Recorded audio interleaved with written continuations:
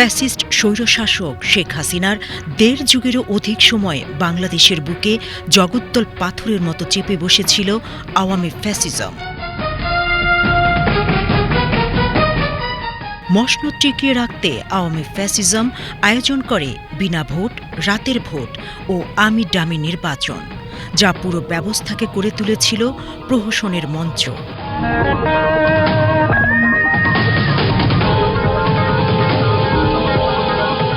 এর বিরোধিতাকারীদের দমনে অত্যাচার, নির্যাতন, গুম, খুন ও মিথ্যা মামলার মাধ্যমে দেশে সৃষ্টি করে ভয়ের সংস্কৃতি।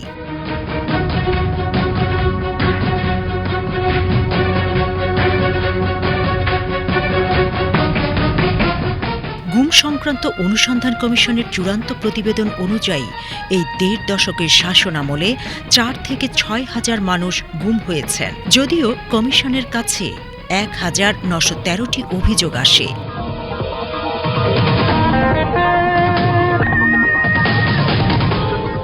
প্রহসনের নির্বাচন আর রাজনৈতিক কর্মসূচি ঘিরে চলত ঢালাও ভিত্তিহীন মামলা, যেখানে আটক আর রিমান্ডের মাধ্যমে কারাগার পরিণত হয় মানসিক ও শারীরিক নির্যাতনের প্রাণকেন্দ্রে।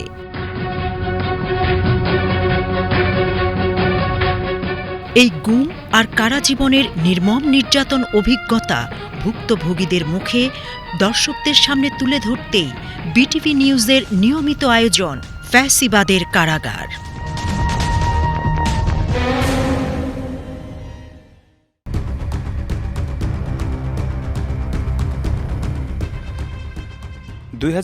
সালের জাতীয় নির্বাচনের পূর্ববর্তী সময় ছিল ফ্যাসিবাদের নির্যাতন, দমনপীড়ন আর গণগ্রেফতারের ভয়াল অধ্যায়। ২০২৩ সালের অক্টোবরে বিএনপির মহা সমাবেশকে কেন্দ্র করে বিনা অপরাধে গ্রেপ্তার করা হচ্ছিল হাজার হাজার নেতাকর্মীকে।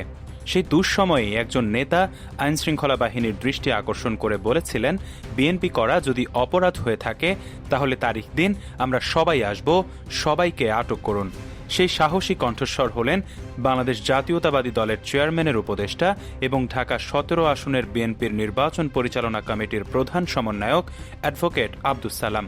তাকেও অবশ্য একাধিকবার কাটাতে হয়েছে ফ্যাসিবাদের কারাগারে। এর মধ্যে ২০২২ সালের ৭ ডিসেম্বর অসুস্থ অবস্থায় দলীয় কেন্দ্রীয় কার্যালয় থেকে আটক করা হয়। ঢাকা মহানগর দক্ষিণের আহ্বায়ক থাকাকালীন সময়ে নিজ চোখে দেখেছেন কর্মীদের উপর চালানো নির্যাতনের নির্মম দৃশ্য, যার স্মৃতি আজও তার মানসপটে সমুজ্জ্বল। ফ্যাসিবাদের কারাগারের এই পর্বে তিনি নিজের এবং সহযোদ্ধাদের বন্দী জীবনের নানা দুঃসহ স্মৃতি তুলে ধরেছেন।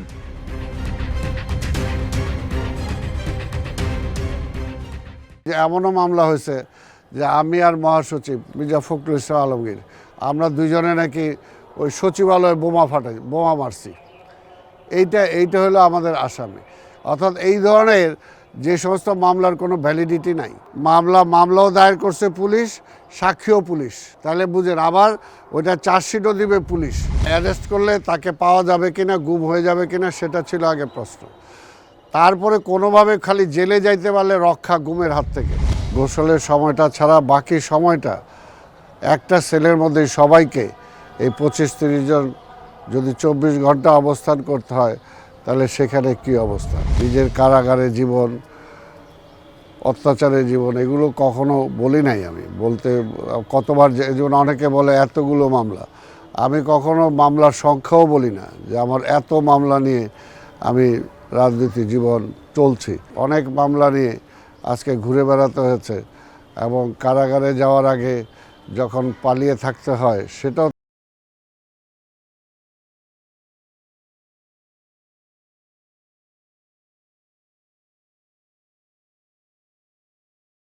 যত ফ্যাসিবাদ সরকারের সময় বেশ কয়েকবারই কারাগারে যেতে হয়েছে এবং একজন রাজনৈতিক কর্মী হিসাবে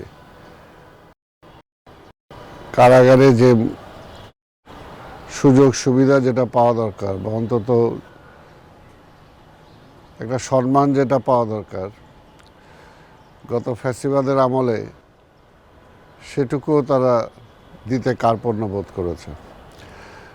তারপরে ধরেন আমরা তো যারা ছিলাম নেতার ক্যাটাগরিতে, আমাদের সামনে যখন আমাদের কর্মীদের দুঃসহ অবস্থা যখন আমরা দেখেছি, সেটা কিন্তু আমরা মানে কোনোভাবেই তখন নিজেদেরকে সামলে রাখাটা কষ্ট হয়েছে।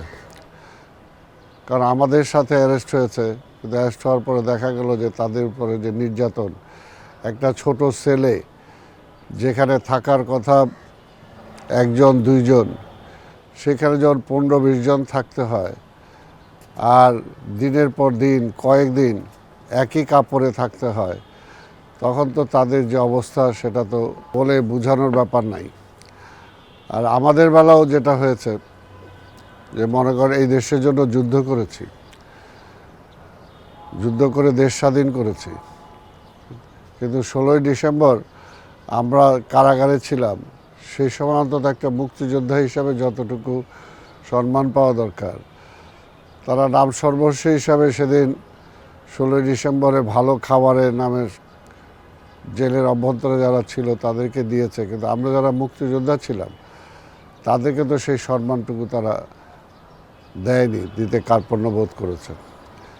এমনকি গ্রেপ্তারের পরে প্রথম রাত্রটা আমাদের ডিভিশন দেয়া তো দূরের কথা, কিন্তু সেই সময় কারাগারে যে সেলে ফাঁসির আসামিদেরকে রাখা হয়েছে, দেখা হয়েছে সেই সেলে আমাদেরকে প্রথম রাত্রটা যাপন করতে হয়েছে। তারপর সেলে থেকে বের হওয়া যাবে না, সেলে থেকে বারান্দায় আসা যাবে না, কোনো কর্মীর সাথে কথা বলা যাবে না, এমনি একটা ভয়াবহ জীবন অতিবাহিত করতে হয়েছে।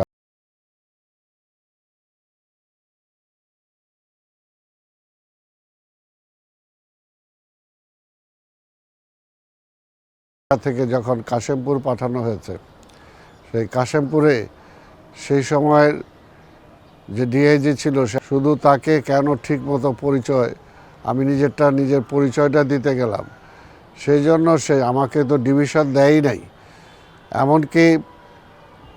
এমনকি সেখানে আমি যখন হাসপাতালে ছিলাম, সেখান থেকে সে আমাকে নিয়ে সাধারণ একটা ছেলে, যারা নেশাগ্রস্ত, যারা সমাজে দাগী, তাদের সাথে আমাকে রাত্রি যাপন করতে বাধ্য করেছে।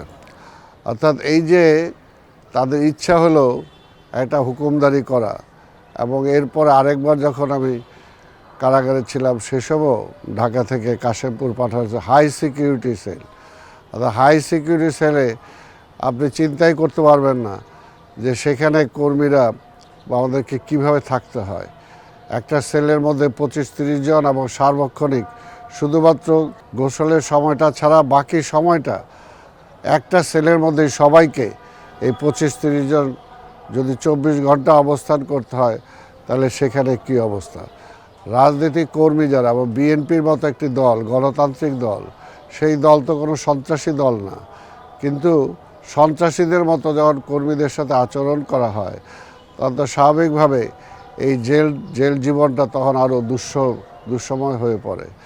এবং পরিবারের সাথে দেখা সাক্ষাতের ব্যাপারে রেস্ট্রিকশন, তাদের সাথে কথা বলার রেস্ট্রিকশন, অর্থাৎ সব কিছু মিলিয়ে কারাগার সত্যিকার অর্থে, যে কারাগারকে বলা হয় সংশোধনাগার, কিন্তু আমরা দেখেছি যে আমাদের বেলা তো আছেই, কিন্তু অন্যান্য যারা সাধারণ মানুষ যারা কারাগারে যায়, তারা অন্তত ভালো মানুষ কারাগারে ঢুকলেও সে হয়তো খারাপ মানুষ হয়ে বের হয়ে আসে। আজকে কারাগারের এমন একটা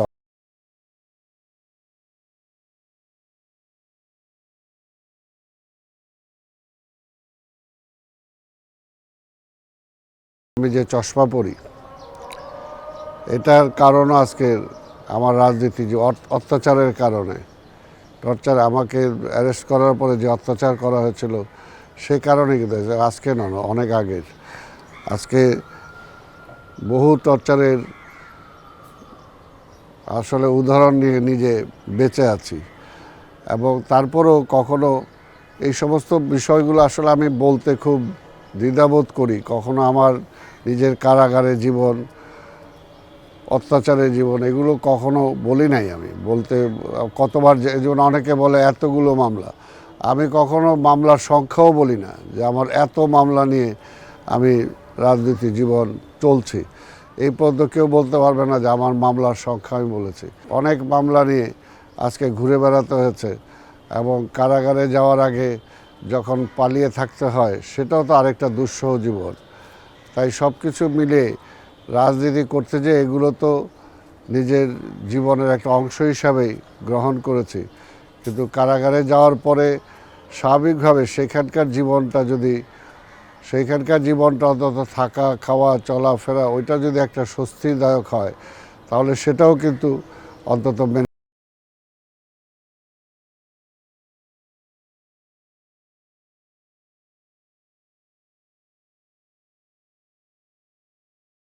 দেখা সাক্ষাৎ করা সপ্তাহে একদিনের জায়গায় যদি মাসে একদিন হয়ে যায় তত স্বাভাবিকভাবে সেটা অন্তত যোগাযোগও থাকে না, অন্তত জেলে বসে থেকে পরিবার পরিজন কী অবস্থায় আছে সেটাও বোঝা যায় না। এইখানে আরেকটা বিষয় যেটা বলবো যে আমরা জেলে গেলে আমাদের তো যতটুকু হয়, কিন্তু সবচেয়ে বেশি কষ্ট হয় পরিবারের লোকজনের।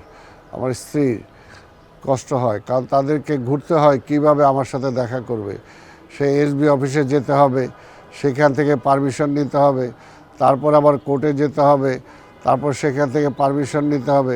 পারমিশন নেওয়ার পরও যদি দেখা গেল যে সেই সময় সেদিন দেখা হবে না, বললো যে আরেক দিন চলে আসেন। ঠিক এইভাবে দেখা করতে যে কথা করতে যে সেটাতেও অসুবিধা। তো সব কিছু মিলিয়ে তারপর আমি একটা রাজনৈতিক কর্মী হিসাবে কখনো এগুলোকে এখনও আমার জীবনে এগুলোকে আমি ভ্রুক্ষেপ করি নাই, কারণ রাজনীতি করতে গেলে এটাকে ধরেই নিয়েছি যে কষ্টের জীবন যাপন করতে হবে।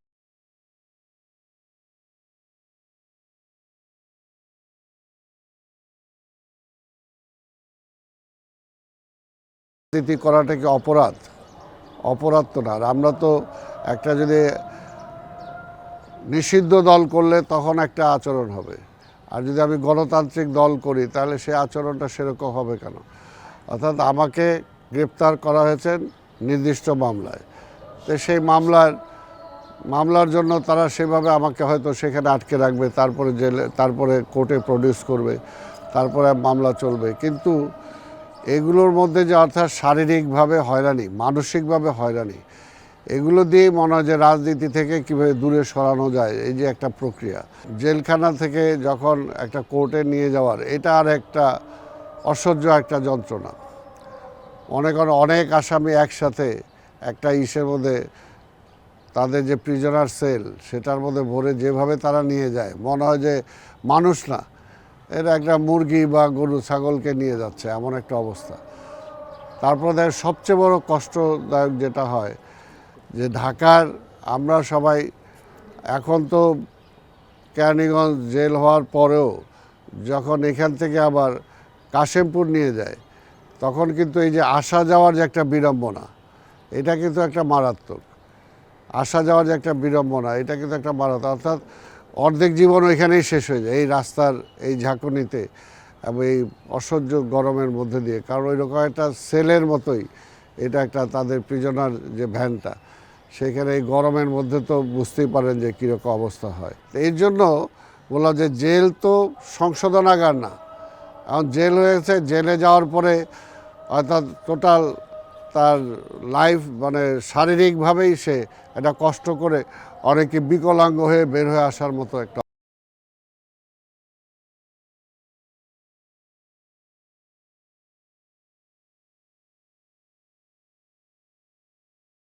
এখন পর্যন্ত অনেক কিছু আছে, সে ব্রিটিশ আমলের মতো সিস্টেম এখনও আছে। এখনও সকালবেলা আপনি হাঁটু গেড়ে পা বসে আপনাকে জেলারের সামনে বা তার হাই অফিসারের সামনে বসে আপনার কতজন আছে সে গুনতি দিতে হবে। এইটা তো কোনো একটা সভ্য সমাজের, আমার কাছে অন্তত মনে হয় সভ্য সমাজের আচরণ না। আমি সেটা ৭২-এর পরেও সেটা প্রটেস্ট করেছি। সেই সময় আমি নিজে, আমার এখনও মনে আছে যে আমি জেলে ছিলাম, বের হয়ে আসব সেই দিন সকালবেলা দেখা গেল যে হাজির করলো সেখানে, আমি কেন হাঁটু গেড়ে বসি নাই, এই জন্য আমাকে কয়েকটা ব্যাথ খেতে হয়েছে। এবং সেই ব্যাথ তো বুঝেনি যে পিছনের একদম আমার জামার ছিঁড়ে আমার চামড়া পর্যন্ত হয়ে গেছিলো, লাল হয়ে গেছিলো। অর্থাৎ এই যে একটা অত্যাচার, এবং সেই ব্রিটিশ আমলে সেই মানে চোর ডাকাতের সাথে যেরকম ব্যবহার করা, সেই রকম ব্যবহার করা, এইগুলো তো এখনও পরিবর্তন হওয়া দরকার।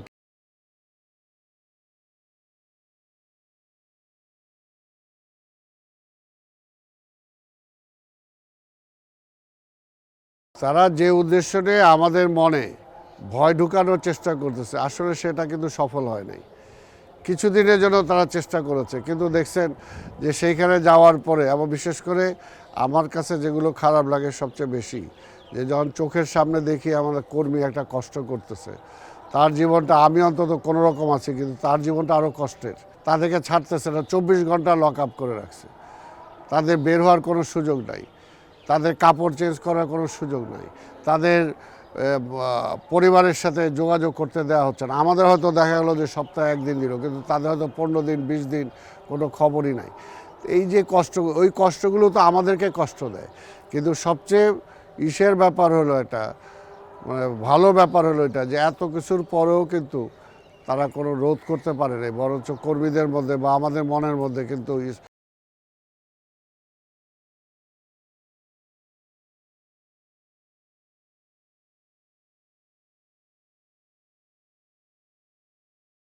আমার আজকে জামিন একটা বাকি আছে, এটা যদি হয়ে যায় আমি বের হয়ে যাব।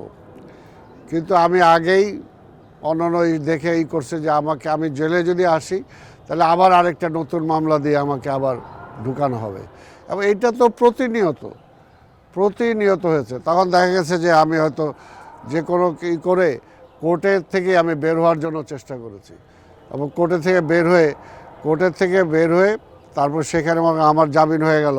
আমার আগের জামিনের কাগজপত্রগুলো আছে, তখন ম্যাজিস্ট্রেট আমাকে তো ছেড়ে দিতে বাধ্য, যে আমার বিরুদ্ধে আর কোনো মামলা নাই। তখন ওই কোর্ট গারদ থেকে কোনো মানে তাদের সাথে করে বের হয়ে যাও, নাইলে তো এইরকম বের হওয়া মুশকিল। মনে করেন যে আপনি একবার জেলে গেলে আপনার যদি একটা মামলা থাকে, পরবর্তী পর্যায়ে যে আপনি বের হতে পারেন,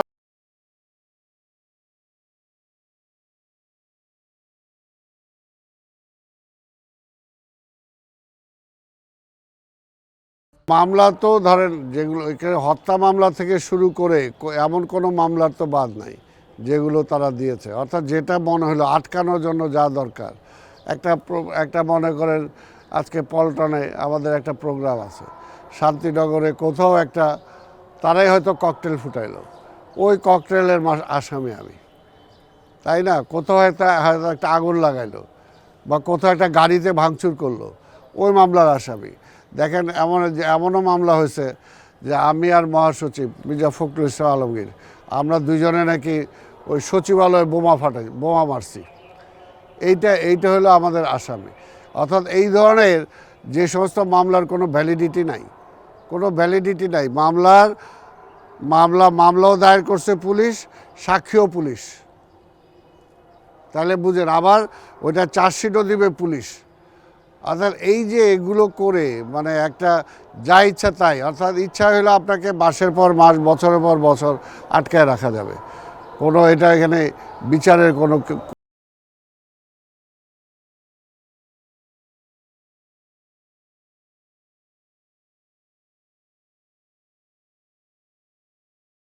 কি, যখনই দুঃসময় পড়ি তখন আসলে অনেক কিছু মনে হয়, কিন্তু আবার সুসময় আসলে অনেক কিছু আমরা ভুলে যাই।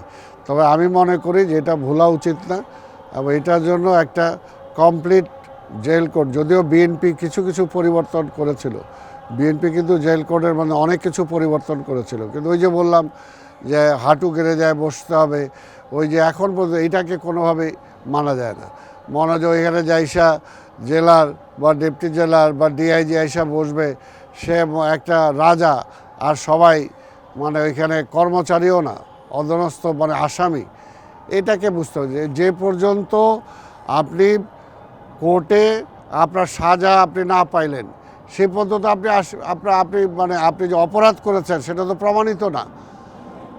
তার আগে তো তার সেই ফ্যাসিলিটিসগুলো তাকে এনজয় করতে দিতে হবে, সেই সুযোগটা তাকে দিতে হবে, যে পর্যন্ত প্রমাণিত না হয় যে সেই ক্রাইমটা করে নাই। আমি তো ক্রাইম করি নাই, বিনা ক্রাইমে আজকে আমাকে জেলে নিয়ে গেছেন, আবার ওইখানে যে আমার সাথে সেইভাবে সেরকম আচরণ হবে এটা তো কোনোভাবে মানা যায় না। 17 বছরে আসলে কোনো গণতন্ত্র তো ছিল না, মানুষের কোনো মৌলিক অধিকার ছিল না। আমি বললাম না যে আজকে একজনকে যদি জেলে নিয়ে যাওয়ার পরে, অর্থাৎ জেলে কি আগে জেলে না অ্যারেস্ট করলে তাকে পাওয়া যাবে কিনা, গুম হয়ে যাবে কিনা, সেটা ছিল আগে প্রশ্ন। তারপরে কোনোভাবে খালি জেলে যাইতে পারলে রক্ষা গুমের হাত থেকে, তারপরে জেলে যাওয়ার পরে আবার কবে বেরোয় আসা যাবে এটা কোনো নিশ্চিত কোনো সময় ছিল না। যদি কোর্ট আমার একটা মামলা নিয়ে আমি ঢুকলাম, আমি জামিন হওয়ার পর আমি বের হয়ে আসবো, এর কোনো নিশ্চয়তা নাই। তারা বুঝতেছে যে আজকে তারা যে অন্যায়টা অত্যাচারটা করছে, এখন যখন তাদের উপর আবার এই বিষয়টা চলে আসবে, এখন বুঝবে যে আমরা এটা করছি। এখন হয়তো আল্লাহর কাছে মাপ চাবে, আল্লাহ ভুল করে ফেলছি। কিন্তু এর জন্য বললাম যে আজকে কোনোভাবেই যাতে আবার সেই ফ্যাসিবাদ নতুন রূপে ফিরে না আসে, সেটার জন্য একটা গণতান্ত্রিক ব্যবস্থা আমরা চাই, সেটার জন্যই লড়াই করছি।